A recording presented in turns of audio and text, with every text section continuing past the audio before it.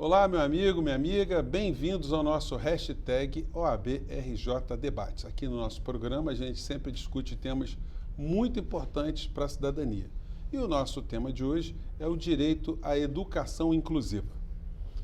E quem está conosco aqui no nosso estúdio é o Dr. Cláudio Carneiro, ele que é presidente da Comissão de Educação da OAB aqui do Rio de Janeiro. Obrigado, Dr. Cláudio, mais uma vez estar aqui com a gente, né? Eu gostaria que o senhor falasse o que exatamente essa expressão significa, né? O direito à educação inclusiva. Bom, primeiro eu queria dizer que mais uma vez é um imenso prazer em estar aqui, aproveitando para parabenizar a todos aí, principalmente a você, pelo brilhantismo dos temas que são escolhidos nesse evento. A educação inclusiva é um movimento de transformação, muito embora a educação seja um direito fundamental assegurado na nossa Constituição, mas essa expressão inclusiva é um movimento de transformação da sociedade como um todo, né, envolvendo tanto a esfera privada quanto também e principalmente o poder público, para dar acesso a todas as pessoas ao ensino regular. Daí a expressão inclusão, abrir a concepção de educação para todos. Doutor Cláudio, e as pessoas com deficiência, como é que elas são colocadas nessa temática? Bom, a nossa Constituição, ela assegura, né, a acessibilidade, que inclusive hoje é considerada como um direito fundamental, a partir do momento que o Brasil ratificou uma convenção internacional, e essas pessoas com deficiência, seja ela de debilidade locomotora ou de alguma característica cognitiva, incluindo aí também o espectro autista, elas têm todo um amparo constitucional e também um amparo legal. Então, o que a gente vê hoje na prática não é uma ausência de uma proteção normativa no âmbito constitucional, e sim uma ineficácia da concretização desse direito a uma camada significativa da população. Então, o amparo constitucional existe, o amparo legal existe. O que falta hoje é um pouco mais de aplicabilidade prática dessas normas para efetivar essa inclusão de uma maneira concreta. Então, quer dizer, competiria mais a sociedade exercer uma pressão no sentido de que as instituições cobrem o funcionamento desses direitos, ou o senhor vê de um outro modo? Não tenho dúvida. Muito se diz, olha, nós precisamos mudar a nossa Constituição. Nesse aspecto dos direitos sociais, especificamente a educação, né, que esses direitos sociais duramente conquistados ao longo do tempo, incluídos na nossa Carta Constitucional, eles são satisfatórios sob o ponto de vista normativo. O que a gente precisa é de efetivamente uma transformação.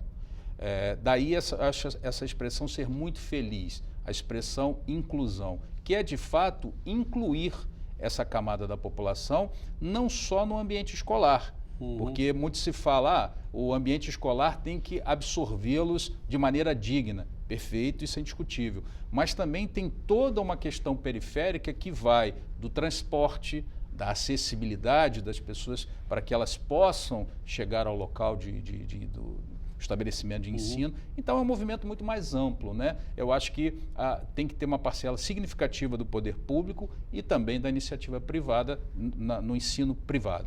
Quando a gente fala no direito à inclusão, dá para fazer uma diferenciação entre a inclusão no setor privado e no setor público? Existe alguma desses pontos que esteja tratando essa temática de uma maneira mais adequada? Bom, sob o ponto de vista constitucional, não há qualquer distinção, né? Aliás, nós nem poderíamos fazer esse tipo de distinção. O que a gente percebe é que, mais uma vez, toda corrente é tão forte quanto o seu elo mais fraco. E o que a gente percebe é que, nas camadas menos favorecidas, nas regiões em que a capacidade econômica ela é diferenciada sob o ponto de vista negativo, sempre se peca nessa concretização. Então, em lugares mais ricos, vamos dizer assim, a gente percebe uma inclusão maior. Não que isso seja uma verdade absoluta, que existam também modelos públicos e modelos privados de excelência, como também existe uma ineficiência de modelos privados e modelos públicos. O que a gente precisa é ter um critério isonômico para que o padrão de qualidade seja de excelência em todo o Rio de Janeiro e em todo o Brasil. dá para a gente ter uma ideia percentualmente de quantas pessoas estão dentro dessa nossa temática hoje? Bom, essa estatística ela está um pouco desatualizada. Nós estamos esperando o último censo agora de 2018 para que a gente possa dar uma informação fidedigna. Mas hoje é um percentual significativo da população, tanto em relação ao envelhecimento, porque a inclusão não é só para pessoas com deficiência, com algumas características cognitivas, mas também o idoso. O idoso também entra nesse grupo de vulnerabilidade que merece uma atenção especial. E aí nós poderemos chegar aí a um percentual em torno de 30% a 40% da sociedade brasileira. Doutor Cláudio, eu queria entrar numa temática que ela é muito importante e parece às vezes que não é, que é com relação à nomenclatura. Por exemplo, quando a gente está fazendo esse programa aqui hoje, a gente usa a expressão pessoas com deficiência. O que é correto? Por que a gente precisa utilizar essas expressões de uma forma mais precisa? Bom, eu vou lhe responder com um exemplo que eu fui aprendendo também ao longo do tempo. A gente está numa palestra e você faz uso de um microfone. Se tiver uma pessoa cega, por exemplo, com uma deficiência visual, ela não vai saber para onde direcionar a cabeça porque ela não sabe de onde está a voz. Então, a primeira fala é fora do microfone e a partir daí, sim, utilizando o microfone porque ela já sabe de onde vem o som. O que eu quero dizer com esse exemplo? Que são pequenas coisinhas que fazem uma diferença para esse universo que é detentora dessas características especiais. Então, a questão de pessoas com deficiência, embora possa parecer uma discussão meramente terminológica, nós temos hoje a lei de inclusão e lá trata especificamente a terminologia pessoas com deficiência, que é o Estatuto da Pessoa com Deficiência. Isso é um caráter de inclusão, de uma sensação positiva, de um transfer positivo para um sentimento que aquela pessoa tem de estar realmente sendo acolhida pela sociedade, sendo chamada da maneira correta e não sendo portadora de alguma patologia, de alguma anomalia. Como se ela estivesse carregando alguma coisa, né? Exatamente. E com relação às pessoas com deficiência mental, é muito difícil a gente chegar a um nível de inclusão satisfatória aqui no Brasil? Eu também, nesse aspecto, eu gosto de colocar a expressão com algumas características cognitivas diferenciadas, porque essas características, elas variam muito de níveis, né? Até o próprio espectro autista hoje, o nivelamento é tão diferenciado que hoje se cria um espectro de vários níveis. Então, essa diferenciação, ela tem que ser analisada caso a caso, por isso a inclusão é um pouco mais dificultosa no sentido de ter um profissional especializado nesse segmento para dar amparo a esse aluno dentro do estabelecimento de ensino.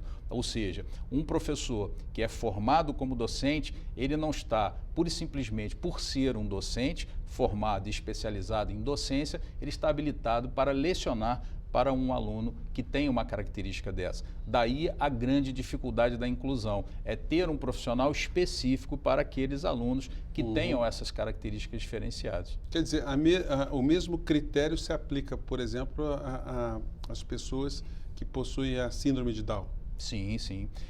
Eu posso dar um outro exemplo assim, também muito significativo que para nós pode ser não notado, irrelevante, mas, por exemplo, os portais das portas de entrada para a sala de aula, hoje tem que ser dimensionado para que uma cadeira de roda passe no portal, porque senão o aluno sequer consegue entrar dentro da sala de aula. Então, todo esse contexto é que está ali inserido dentro da expressão inclusão. Ele vai muito além de simplesmente aceitar um estudante com essas características. E nós vamos ter, doutor Cláudio, um seminário que vai abordar essas questões, né? Eu queria que o senhor falasse um pouco disso. Bom, nós fizemos o primeiro seminário, que graças a Deus foi um sucesso aqui na Ordem dos Advogados do Brasil, e nosso segundo seminário, que é o segundo seminário da Comissão de Direito à Educação, será realizado no dia 5 de novembro, às 16 horas, no plenário da OAB do Rio de Janeiro, e nós temos dois painéis. Um painel especificamente sobre educação inclusiva, com profissionais especializados nesse segmento, e o segundo painel sobre as novas perspectivas da educação no Brasil. É um seminário dirigido só a pessoas do meio jurídico, só advogados? Como é que é isso? Essa pergunta é uma pergunta muito importante porque nos permite esclarecer que nosso objetivo, já que estamos falando de inclusão, é exatamente incluir toda a sociedade. Então, o ensino privado, o ensino público, profissionais do direito, profissionais da educação, estudantes e todos aqueles que tenham afinidade com a temática, porque para a gente é muito importante até um depoimento de um pai que foi no nosso seminário, que ficou muito feliz com a abordagem que foi feita. Ele não era advogado, não era professor, mas ele era pai de uma criança com uma dessas características especiais e ficou maravilhado com a abordagem que a Ordem dos Advogados deu para um problema que o atinge há 15 anos. A gente consegue mais informações desse seminário no site da OAB? É preciso pagar alguma coisa para inscrição? Que informação objetiva a gente tem especificamente esse ponto? O seminário é absolutamente gratuito, sem qualquer custo. No site da OAB vai estar disponível, ainda não, por conta de uma questão logística da confecção dos cartazes, mas nós já temos no Facebook da comissão, que é a Comissão de Direito à Educação, já a programação de todo o evento, que vai ser de 16 às 20 horas, com 2 painéis, com vários especialistas abordando as 2 temáticas. E o conteúdo desse seminário depois vai ser disponibilizado também? Isso vai ser documentado? Sim, a gente sempre solicita à OAB a transmissão do evento, de modo que toda a gravação fique disponível para aqueles que não puderam comparecer pessoalmente, depois eles tenham acesso a esse material. Inclusive, do primeiro seminário, nós editamos um livro que foi fruto dos membros da comissão, os artigos sobre várias temáticas importantes, como, por exemplo, educação domiciliar. Sim. E as temáticas da OAB, elas são bem recepcionadas pelo poder público, porque tem que se fazer um interface com a prefeitura, o governo do estado, a União, enfim, a OAB, ela consegue se fazer ouvir nesses fóruns? Olha, é impressionante a receptividade que nós estamos tendo. Nós conversamos com o secretário de Educação do Estado, de Educação do município, tivemos uma receptividade muito grande. Na Alerj hoje nós participamos de todos os debates de educação, inclusive damos pareceres sobre minutas de projetos de leis que envolvam a educação, e o que eles perceberam na comissão e na OAB é que nós estamos ali para colaborar com a educação e não para estabelecer críticas pelas críticas. A crítica ela é bem-vinda desde que ela seja fundamentada e com todo o nosso apoio, com o intuito de colaborar. E isso nós estamos sendo recebidos de braços abertos por todas as entidades públicas e privadas, e hoje nós contamos com um apoio imenso para esse segundo seminário, de instituições de ensino privado, por grupos de pesquisa, entidades dos poderes constituídos da República. Isso, para nós, está sendo muito gratificante. Doutor Cláudio, está errado eu pensar que essa questão da inclusão, ela está mais ligada a um volume de informação do que um volume de recursos? Ou seja, dá para a gente, sem investir muito dinheiro, a gente resolver muitas coisas só com informação, né? Sim, hoje se discute no Brasil e especificamente no Rio de Janeiro o problema de crise econômica. E aí a alegação de que não se faz isso ou aquilo é porque não se tem dinheiro. Mas eu acho que a pedra fundamental aí é o conhecimento e a vontade política para a esfera pública e a vontade da sociedade. Então, acho que o ponto de partida, e é aí que nós estamos atacando assim, com muita força, que é o acesso a essa informação, porque muitas pessoas sequer sabem que tem um estatuto, que tem uma norma constitucional, o que se pode fazer, aonde, né, aonde buscar. Uhum. Então, isso a gente está atacando com muita força, que é o acesso a essa informação a todos os níveis, sem qualquer distinção. Então, para nós, é muito importante o nosso público, é o público do direito, os advogados, esse é o nosso público-alvo, o nosso público principal, mas a sociedade, como um elemento de transformação social, ela precisa saber que ela tem uma parcela de contribuição. Uhum. E é essa parcela que nós, advogados, nós, Ordem dos Advogados do Brasil, estamos contribuindo para a educação melhor. Bom, e com essa fala do Dr. Cláudio, a gente encerra hoje o nosso hashtag OABRJDebate. E eu queria agradecer mais uma vez a presença do Dr. Cláudio Carneiro, ele que é presidente da Comissão de Educação da OAB aqui do Rio de Janeiro. E você que está acompanhando o nosso programa pelo YouTube, não esqueça de se inscrever aqui no nosso canal, de dar o joia, de espalhar o nosso vídeo para os seus amigos, para as instituições de uma maneira geral, porque vocês estão ajudando a gente a construir cada vez mais esse muro da cidadania que anda meio resvalado no nosso país, né? Eu fico por aqui mais uma vez, um grande abraço e até o nosso próximo programa. Tchau!